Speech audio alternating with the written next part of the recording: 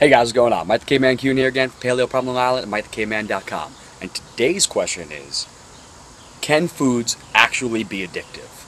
Now, this is a topic that raises a lot of controversy. There's some people say, oh no, food's not addictive, it's a necessity, so the fact that it's a necessity means that it can't be addictive.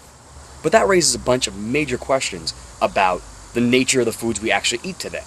So, if we're talking about real, whole foods, then no, they're generally not going to be addictive. Now, do we as humans have a predilection to sugary, fat, and salty foods? Yep, because that generally indicated in the past some type of nutrition. So as such, we were drawn to eating those things. The problem is, with the advent of civilization and the subsequent industrialization, food is now much more readily available than it used to be. Thus, the problem is that today, companies are making products, no longer foods, they're making products that try to maximize those three targets: salt, fat, and sugar. And by putting those all together into one thing, it makes them hyper palatable.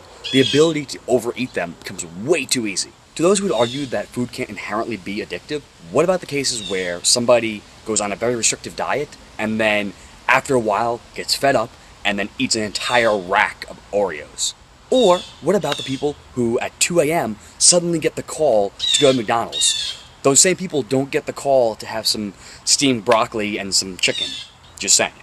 The fact is, those foods provide the hormonal and neurochemical signaling to indicate that they're full of nutrition, but more often than not, they're just naked calories. As such, when our bodies realize they've been tricked, they try and consume more to meet those missing micronutrients. On top of that, there's the problem with mindless eating. Most people, they're watching TV and they're eating with it. What are they eating? Maybe some popcorn, some chips, maybe some chocolate. Very few people are going around eating celery and carrots.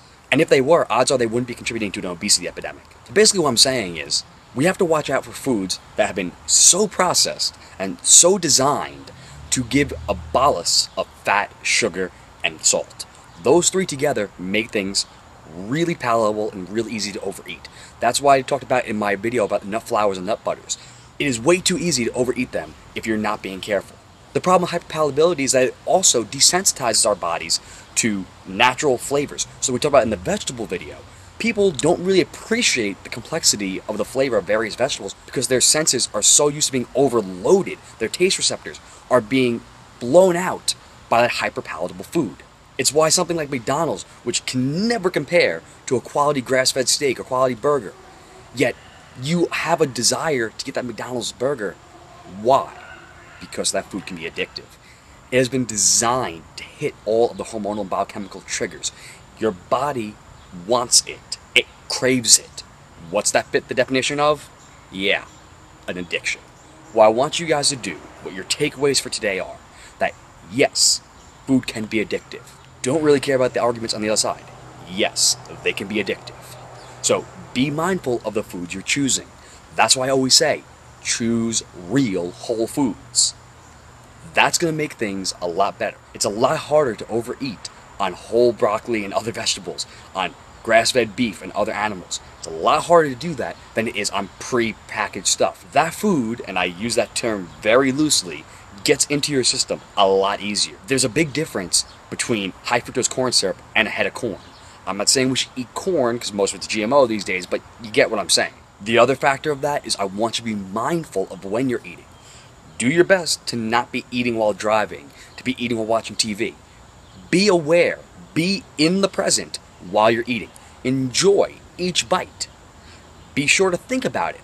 That way, you're not just eating whatever. That's when those addictive behaviors are easier to come into play. So be mindful of how you're eating and mindful of what you're eating. Because when you actually eat real foods for a while, you start to lose those cravings. You don't desire them anymore because your body has had a chance to come back to homeostasis, has had a chance to actually understand what it feels like to be fed.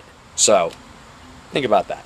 So hopefully that helped you out. You know what to do. Like and subscribe down below. Share it with your friends. Head over to Instagram and Twitter and follow me at Mike the Caveman, over on Facebook at Paleo Problem Island, and of course over on MikeTheCaveman.com.